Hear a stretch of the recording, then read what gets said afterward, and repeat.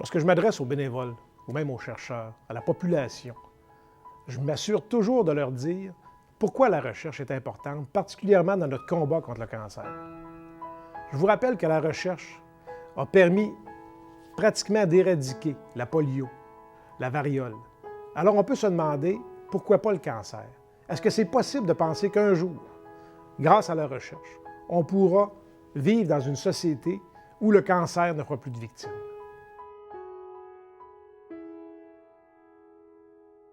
La Société de recherche, depuis plus de 65 ans, a permis aux chercheurs canadiens d'identifier en fait ces gènes, ces protéines, de comprendre quels sont ces éléments qui sont affectés. Et c'est très important parce que présentement et dans les années à venir, on s'orientera de plus en plus vers ce qu'on appellera une thérapie ciblée.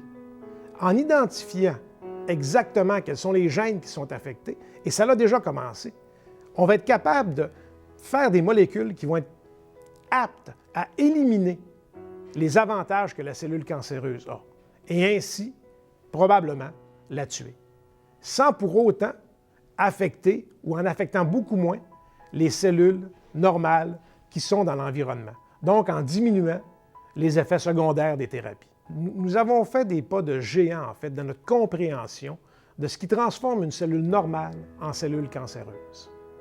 Parce qu'il ne faut pas se compter de peur. Les éléments qui vont faire qu'une cellule normale devienne cellule cancéreuse, dans la majorité des cas, sont déjà présents dans nos cellules. Quand on me demande si la recherche a fait une différence ou va continuer de faire une différence dans la lutte contre le cancer, j'ai une seule réponse. Catégoriquement, oui. En fait, j'ajouterais que sans la recherche, on ne pourra jamais vaincre le cancer. Le cancer, je ne vous le cacherai pas, est un ennemi sournois. Est un ennemi, en fait, qui s'attaque à nous sans qu'on sache qu'il est là. Et quand on parle de cancer, on oublie souvent que ça représente plus de 200 maladies. Ce qui veut donc dire que le cancer du sein qui se développe chez une femme n'est pas le même que le cancer du sein qui se développe chez une autre femme.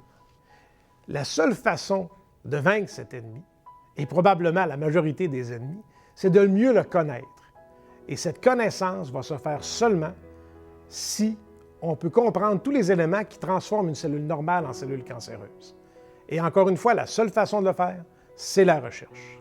En tant que chercheur, je peux vous affirmer en fait que tous les chercheurs travaillant à éradiquer cette maladie ont le même rêve, c'est de vaincre le cancer. Et cette victoire ne sera acquise seulement par la recherche. Aidez nos chercheurs à trouver. Aidez nos chercheurs à finalement être capables de réaliser ce rêve que nous avons.